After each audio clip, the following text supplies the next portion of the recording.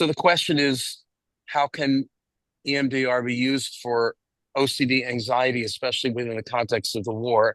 So just bilateral stimulation of the brain, remembering that OCD is a lateralized condition where they're either too much in the left brain, overthinking, overanalyzing, or too much in the right brain where they're very anxious. And just the bilateral stimulation alone will help balance the brain out. Bilateral stimulation means we're making it less lateralized. But using EMDR as a protocol, and this is where it really can be able to help to get some resiliency training in. Susan Yoshua is trying to get in. I know, but again, his name's not coming up. Yeah, I don't know. Anyway, so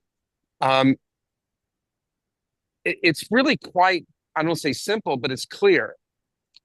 When a person is dealing with anxiety about the war, there's likely to be a lot of negative narratives, negative cognitions that are coming up. I can't deal with this anymore. I don't know what's going to happen. Whatever negative cognitions are coming up or narratives.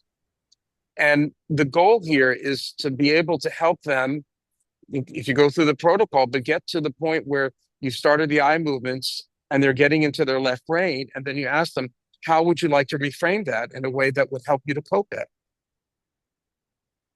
What are some other ways of looking at this that would help you build resilience, which is the negative, the positive cognition? That's a wonderful way of building up resilience. Make sense? Mm-hmm. That's number one. Number two, for people, anyone who's on the anxiety spectrum, or even if you're not on the anxiety spectrum, this will definitely induce anxiety. It helps to be able to for them to feel that they can manage their anxiety through the bilateral stimulation from the TheraTapper or from tapping. Because anybody who's on the anxiety spectrum, especially if there's any sense of panic disorder, what is the main concern about a panic disorder? Think about it. What's the underlying dynamic of anybody who's panicky? Loss of control. Loss of control. Exactly. I'm going to lose control. Anything that you can do to help promote a sense of self-control or self-mastery over the anxiety will help them to build resiliency. So one of the positive cognitions you can build up is I can manage my anxiety. I can gain control over this. Using a TheraTapper, using tapping. You don't want to use the cognition though that I am in control, because they're not in control. No, I can't. Okay. So then what cognition would you think would be more appropriate? Well, what you said now, you said I can manage my anxiety, but yes, I can be more in control. I can be more in control. It can be relative, not absolute. Right. They can be in control over their reactions, over their responses. Yes. That's changing. I can have control over how I react to this.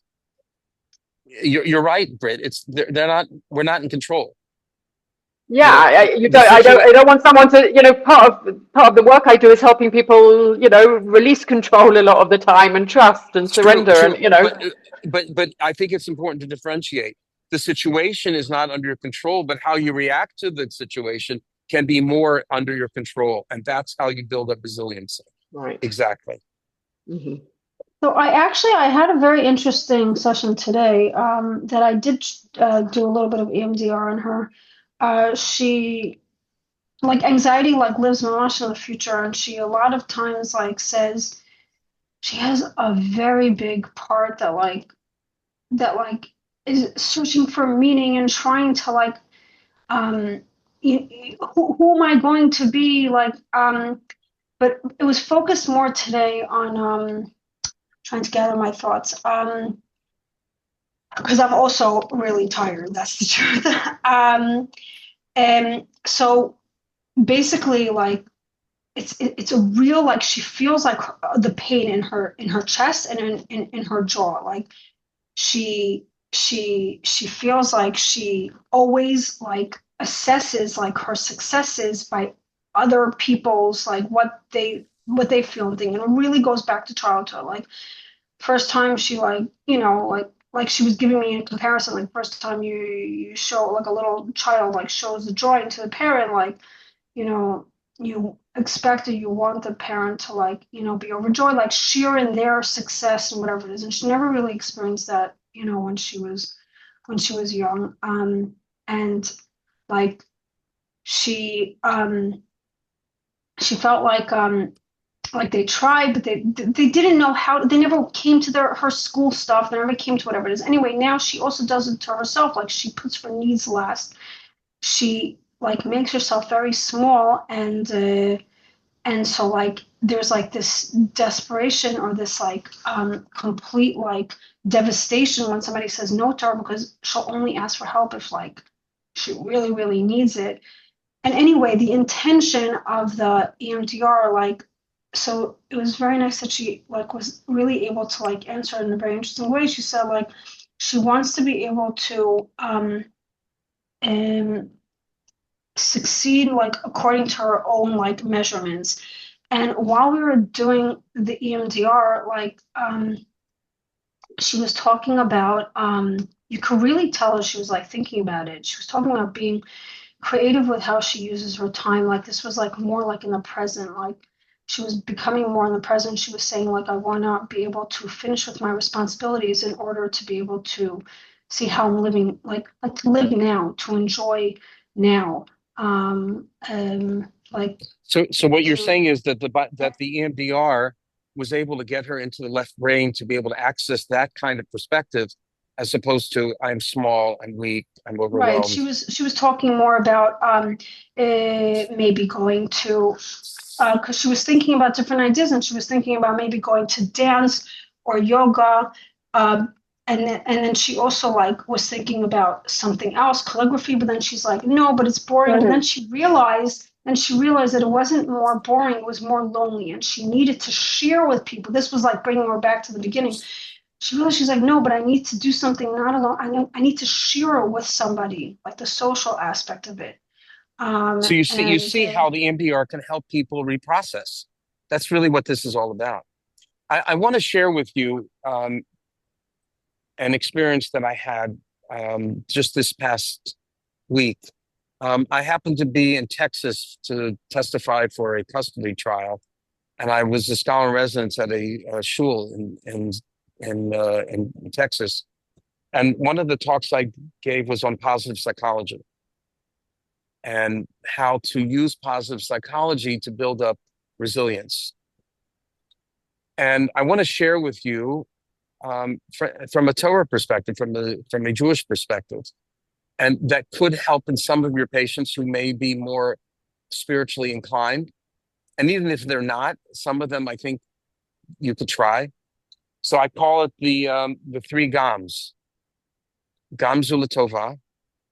Well, actually, before I do that, let me just say this: that the goal is in a micro level. This is very traumatic and very anxiety provoking. And the goal is to help through the reprocessing to get them to a macro level awareness that there's a meaning behind this. There's a purpose. So Gamzu Latova, what is the Gamzu Latova? That at the end of this war, there's a much better chance of long-term security. If you wipe out Iran, there's my plane. If you wipe out Iran, then you're cutting the head off the snake. And there's a better chance that there's a meaning behind all this, that this finally will be over. The second is Gamzu Yavor, it's going to pass. It will pass. This is not going to be an endless war. I don't think, I think the way this is going, it's very clear.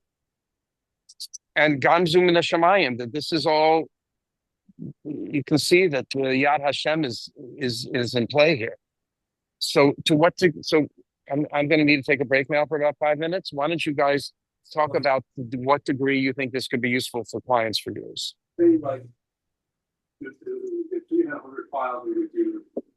I want to comment, if I can, about that, the Gamzu Latova and like finding meaning. So it can be really good for some people, I'm sure.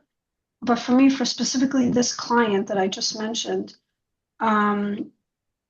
she has a really big part that like is constantly like looking for meaning in her life. And it's very good, but because it works so hard, it's actually like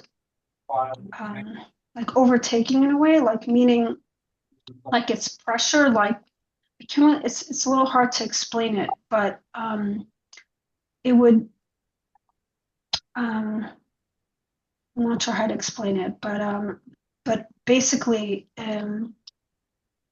it's almost like it's denying the expression of the other parts by saying, okay, like there's meaning, but at the same time, like we were talking about the part that that feels this like the search for meaning, like at the same time feels like this emptiness, feels like this but like that's almost its way of like chasing after like, okay, but there must be meaning, like there must be something like I don't know, I'm not really expressing myself properly, but I think that I'm a very, very big believer for myself in Gamzul Tova, but I would be hesitant of who and when I would say that to with clients. That's just my opinion. And I think that's very true, that you have to be careful. You can't impose that on someone who may not have a spiritual perspective. But any other thoughts No, about how or if you use she's it? very, very spiritual. That's actually what it is. Meaning because she already has it, I think that like to bring it in would be not needed Well, almost. Like anybody else have I any would thoughts? more so bring it in for somebody in the concept wise that would actually not have it as opposed to Anyone any else have adult. any thoughts about that? I About have, I using have a these thought. kind of, go ahead. Yeah, I feel like there's a place for them after a person's sort of been validated and felt their pain. Meaning, Right. a Rafi, person's not could you ready say to that move again, on if please? I they've didn't not hear been it. heard. I, Rafi, say it again. I, I I was agree with I was saying that a person can find space for it, like after they've sort of like been felt validated and in that pain. Okay, now I Yes, felt it. yes. And what's next? But until like the what's next, like they're not ready to.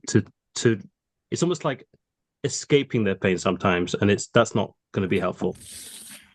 And I think it's not just escaping their pain. I'm just saying it's like, to me, one of the worst things, and I'm sure everyone will agree with this, is like you go to a Shiva call and you would die yourself first before you'd say Gamzu Latova, But obviously. I don't think that it's a parallel situation.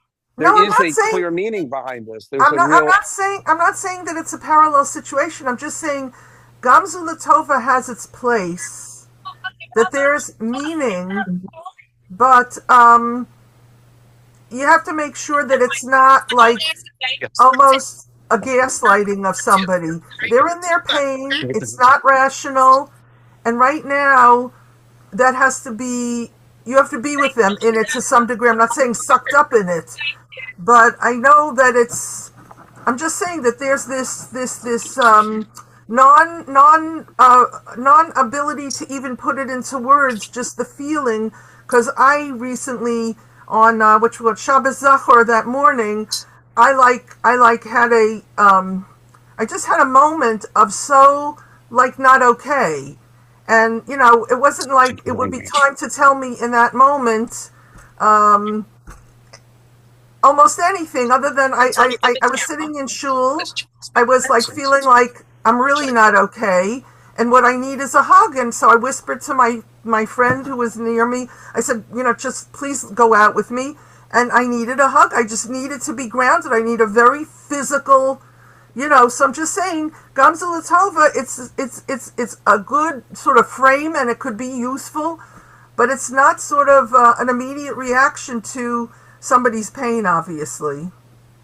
It's almost as if it's shutting the client down Yeah. if they're not ready for it. I think that's what we're trying to say. Like it's what Rafi was saying, it's after it's the validation, after it's the whatever it is Yeah. that the client needs, and then it's what next up. Because if I say something, or I mean, I as a client, if the client says something and you're just saying Gamzu Latova, Yeah. well, that's it. Well, then, okay, well, then I guess we're not going to have that conversation because Gamzu Latova, right? So it's just kind of like that I block. think we can That's all my- agree that Rafi's point is very important, that it's a matter of timing, and also what Sharon was saying, it's also a matter of judgment as to who would be receptive to that, who would be helpful for, and who it may not.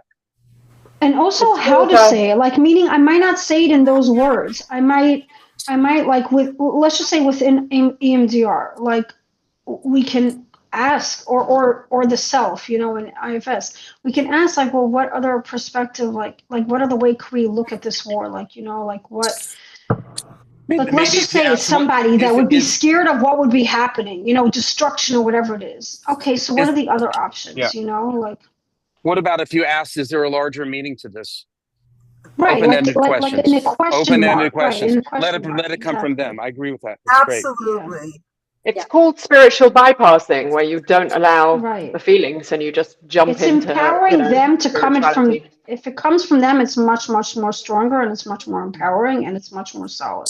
I think if it's not coming from them, it's not. It's not there yet. It's Yeah. not. It's not. It's not even. I don't. It's almost to me almost unethical. It has to come from them. I mean, it can come to them from your good question of like, well, can you possibly look at it in another way?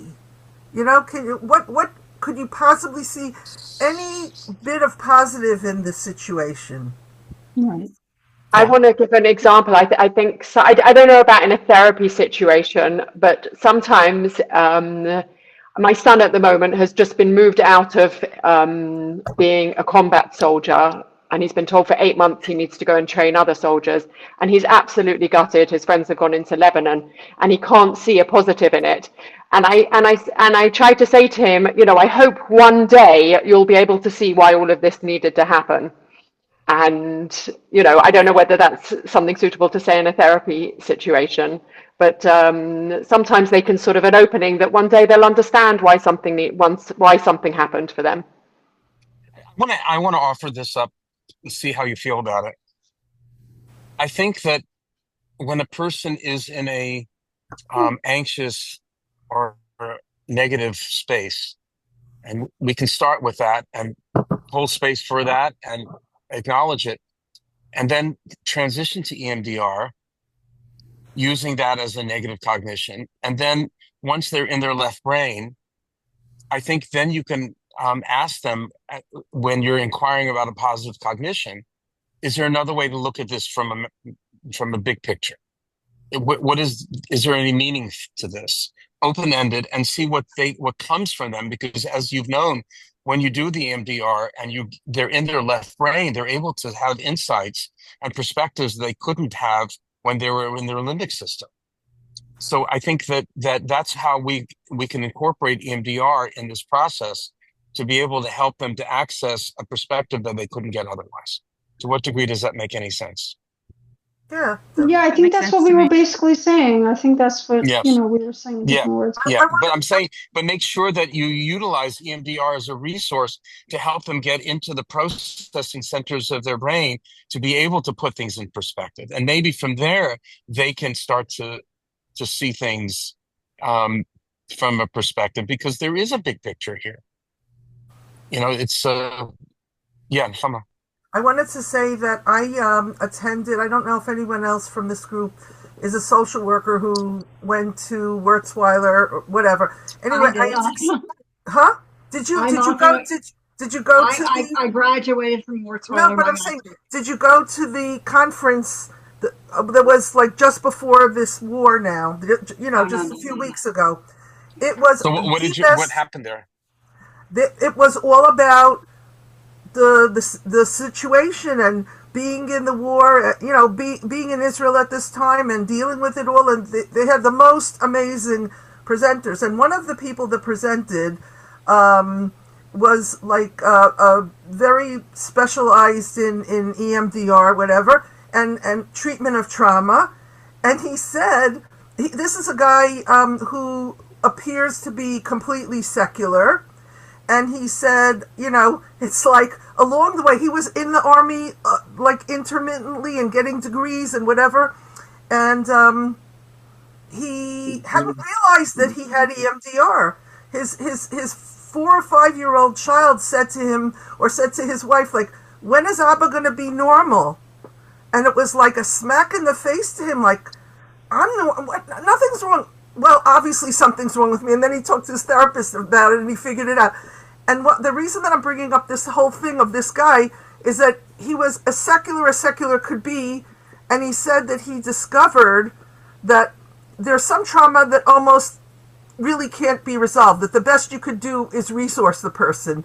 And he didn't realize until this point that God was part of it, that having a power greater than himself, and that it's something that's now very much research based, that having a belief in a power greater than yourself, it's not like you force your clients to do it, but he discovered in his own skin and his own experience how absolutely vital that it was for him. So I'm just saying it's another resource to have a bigger sense of meaning, and what you're saying about various things of what you said with the Gamzus was that that God could be part of the picture, and for him it was just to me a very big thing to hear it from somebody who's clearly not from a religious perspective, and saying that now it's very much in the research that the spiritual aspect is critical, is a critical resource, and that he and there are many others that are never really going to be fully over such traumas, but there's going to be a great deal less, and it's a matter of resourcing that these people and Nechama, resources. Nechama, you're referring to a very important component of EMDR, which we've talked about, which is resource installation. To be able to install resources that can help people to cope. Susan, let me just make one point. I'll call you in. I wanted to share with you very briefly the first person I ever did EMDR with, first soldier, when I was volunteering 2 years ago. This is before even I met you, Britt. Was a Milieu Minik that actually was the kind of Nachshon ben Aminadav that came forward, the first person to do the MDR, and he presented with a lot of anger and a lot of resentment towards Hamas, towards the government, towards the army. He was just filled with anger and also some anxiety about when this is all going to end. And as we were doing it turned out he grew up in Kfar Chabad. He was from a religious family, and he had tattoos and earrings, and he was completely off. And then as we were going through this, I just asked him, I said, Yesh lecha adayin ktsat bitachon emunah? And he goes, Betach. I definitely have some belief. And once he was able to get in touch with some kind of belief system that there is a bigger picture here, that God's in charge, he calmed down dramatically. And he was able to put things in perspective. And this is a guy that really had completely disconnected. So I think that once people feel that Hashem's in charge, that even if they're not religious or observant at all, you could gently probe and ask a question. Do you feel there's a bigger picture here? Do you think that there's a higher power? Whatever you think that is neutral enough to see if they can access that as a resource. Susan.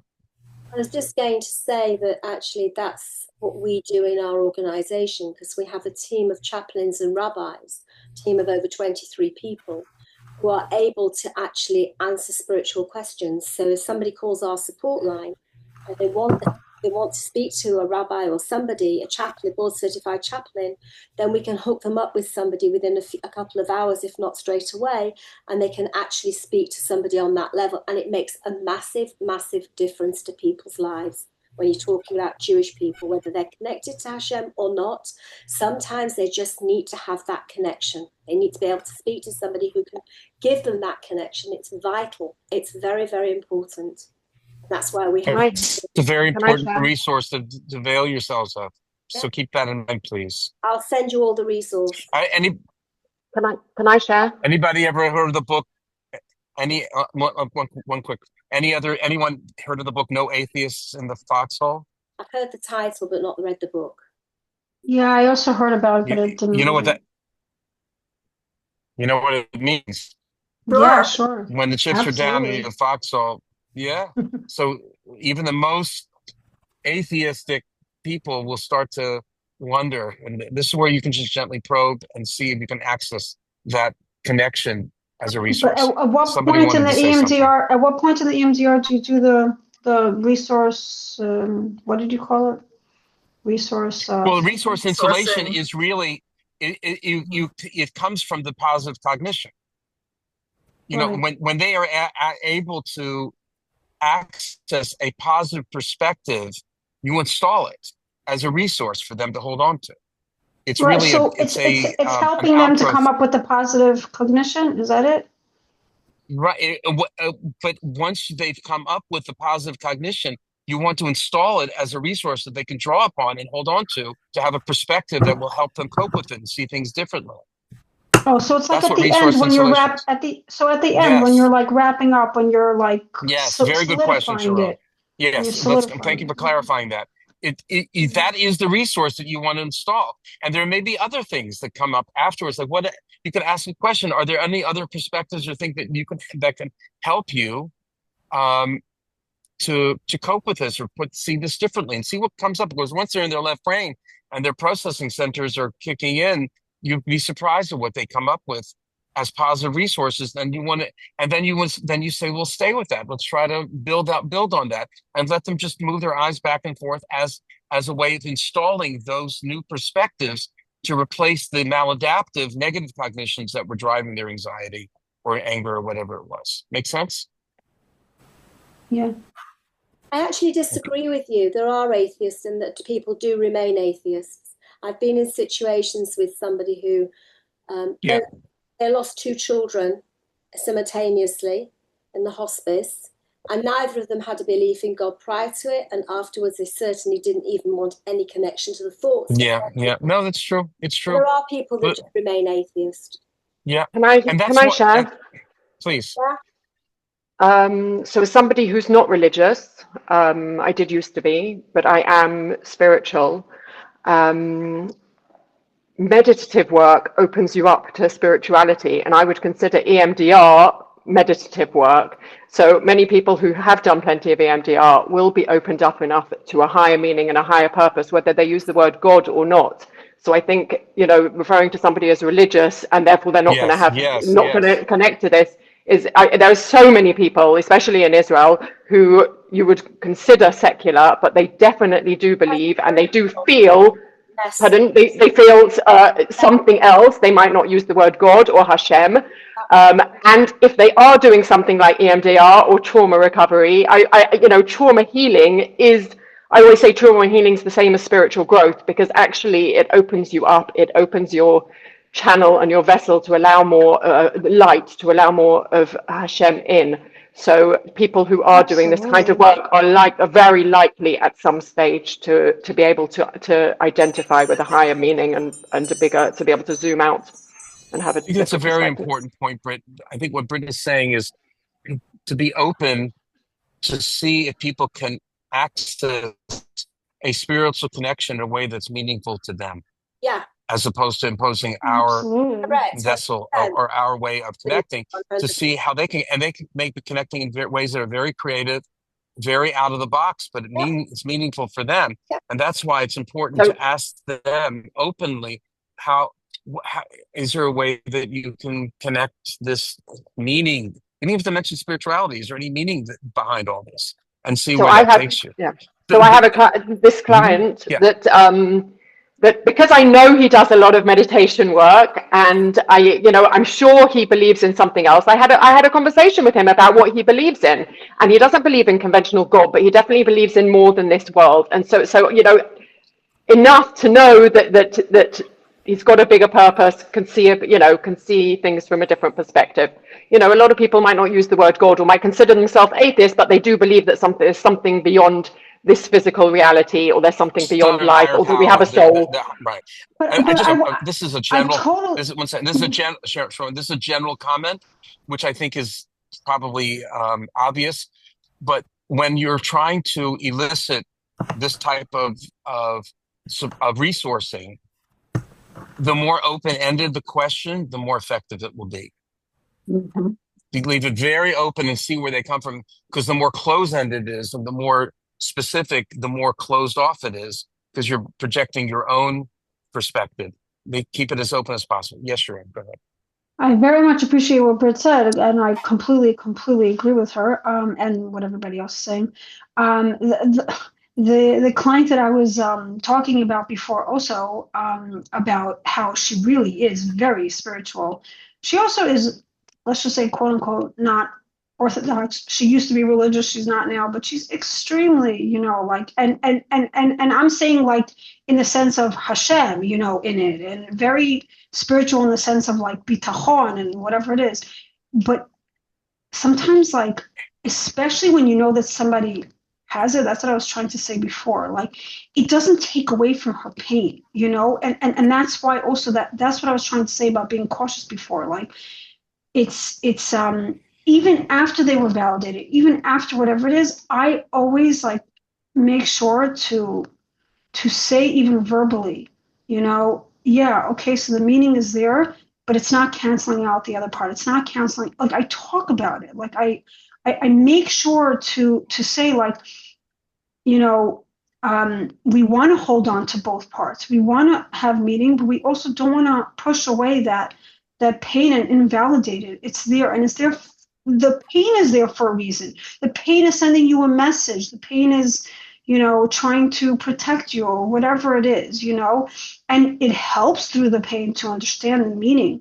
But it also, like, I'm just saying, there's a lot of layers, Yeah. like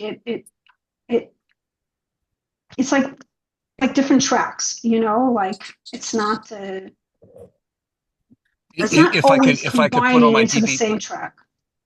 if I could put on my DBT hat to respond to that, what Sharon is referring to, I think, is a dialectic, that you can try to access resources that help ease the pain, and at the same time not let go of the reality of the pain, that it's something that is it has to be addressed, has to be Right, and it's validated. more You right, can and do both at the same time. right. It's more also not Okay. minimizing it, and also using the pain in order to find that message, that meaning. It's actually Yeah. like, Well, it's listening to our body and saying, okay, so what's our body trying? Like, let's just say that anxiety is showing up in whatever it is. I don't know. Like, there's a couple of my clients, like, it's interesting, like, that have rashes, whatever it is, or they used to have rashes. not to get into a whole tangent, but I think there's a whole there's an entire message that we can be conveying about pain and trying to help them reframe pain. Like, it's a little trite, but no pain, no gain. But also that pain is a message, that there's something that's amiss, that needs to be addressed. If there's, Exactly. in other words, most people do whatever they can to avoid pain, or they feel a victim of pain. But if they can help to be reframed, that pain is not necessarily a negative experience, there is meaning behind it. Yes, Right. That's Sippy. exactly. Yeah.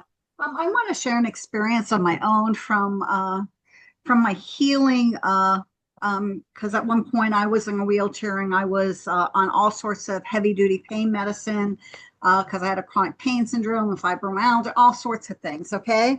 And I was in this wheelchair, and I was at my rabbi is Rabbi Alona Nava, who focuses a lot on tikkun amidot and stuff like that. And I was speaking to one of the women there, and I was crying from the pain, because even with fentanyl patches and Percocet and Cymbalta and Neurontin and everything else, I was still having breakthrough pain that was horrendous. And I was crying, and she turned to me and she said, why don't you thank Hashem for the pain? Okay. And at first I looked at her like she was insane. You want to slap okay? her, right? For the moment. Okay. But I went home and I did it. Okay. And that was the most transformative experience in my life, because then from thank you for the pain, I got to, okay, so if I'm thanking Hashem for the pain, then that means that there's a reason for this pain. So, okay, so what is the reason for this pain? And through all of this self digging, okay, so it wasn't like someone came and clunked me on the head and said, well, she did in a way, but I went home and did the work. And what I came to personally was that I, in general, throughout my life, had been someone that had been afraid to say no, was constantly being taken advantage of. I had this idea that it had to hurt to do a mitzvah, to the point where my son, when I told him about this experience, he said the funniest thing. And he said, Mom, you're not Jesus. Okay. And it was like, my boy that grew up in Newsflash. You're right. And it was from that point that I had to start learning, because everybody was taking advantage. Oh, there's Sippy. Oh, she has an extra room. Oh, can I stay for Shabbos? Never leave. Okay. And then start telling me what to do with my life. Okay. So, so I had to actually learn how to create those boundaries that I had not, that I didn't have. And through that, I did a lot of healing. Yeah. So I want to just jump in. What Sippy just mentioned is a great example of reprocessing. That you're able to put things in a different frame. I would love to write a book one day, The Meaning of Pain. Okay, yeah. And that would be maybe, I'm sure somebody's written it, but there is something to that, because I think when people come to us in pain, they're stuck in it, and they see that as a profoundly negative experience. And I think a gift that we can give them through the reprocess of the EMDR, and hopefully if they can be drawn from within them instead of us just presenting it to them, but wait a minute, there's a meaning for this. There's a purpose for this. There's something that I can benefit from it. It's a message. It's a growth opportunity. This is where reprocessing can really be transformative for people that we're working with. It can change their lives. Absolutely. And also, as I look back, I would find that there would be times in my past that I would hold on to things, hold on to jobs, hold on to maybe relationships that needed to be let go. And like, let's just say with a job, something I was trying to hold on to that wasn't really working. And then they would let me go, and I would think the world was at an end because I had kids to support and all this other kind of stuff. But every single time, I always wound up with something better in the end. Yeah. Always. So I think the question needs to be asked, if you're dealing with people who are suffering, whether it's because of the war or because of life circumstances or both, how can you use EMDR to help them reprocess it in a way that they see there's meaning to the suffering, and that suffering is something that can be a catalyst for growth? I think I'd like to hear. I'd like to. I'd like to hear some people. I know. I'd like to hear from somebody else who hasn't spoken, if that's okay. I would like to bring in some people. Absolutely. Yes, Tova. Go ahead. Tova? Not Tova. No, Ahova, sorry. Oh, okay. Yeah, could you hear me? Yes. Okay, no, well, I think a lot, of the reprocessing, like I think once you've done the EMDR and then you ask the open-ended questions, I think patients oftentimes come to you. I've had patients tell me about their experiences many times that what I went through made me stronger. They will, many times. And is that sometimes after the fact? Yes. But I think by asking open-ended questions, like, can there be anything in this for you in the here and now? To which they can say no, because some people don't feel it. But sometimes other people can pull from it. And it does give them a certain strength and a certain meaning. I've had people tell me that many times. Mm-hmm. What comes to my mind when you say that? I use this method a lot, and it can be very effective. When a person is stuck in their own negative experience, a negative narrative, and they can't get out of it, I'll ask them, if you had a close friend who you really cared about, who was going through exactly what you're going through, what would you say to them? Mm-hmm. And that forces them to take themselves out of their reality and become like an objective observer and helps them to get into their left brain to be able to reprocess it. And it's amazing what can come up from that, because once they're able to help another person, then they're able to come up with something that's rational and very, very resilient. And more And then once they compassionate. do that, then I would say, what would it take for you to be able to say that to yourself? And then all of a sudden they're able to reprocess it for themselves. Okay. Any other? Yes, Nahama. I just wanted to just I had a sort of a flash thought that after our meetings, that maybe it would be good if people would put in the chat anything that jumped out at them, something that they learned. I mean, just because I'm like not taking notes during the session, and I'm thinking that, maybe I'll remember one thing that really stood out for me. But if people just put that would be a really helpful thing. And then people who don't even come might get benefit. That's right. Okay, I love that idea. Can I ask all of you to write down in the chat something that you gained from the session? First of all, how did you feel about our session today? Me? Everybody. Anyway, you froze. Okay, this isn't enough. I need specific feedback. What was helpful about this session? Yeah, but I'm just saying, even after, we could talk about it now, but I'm saying that after Nahama, the we got it. It's a great idea.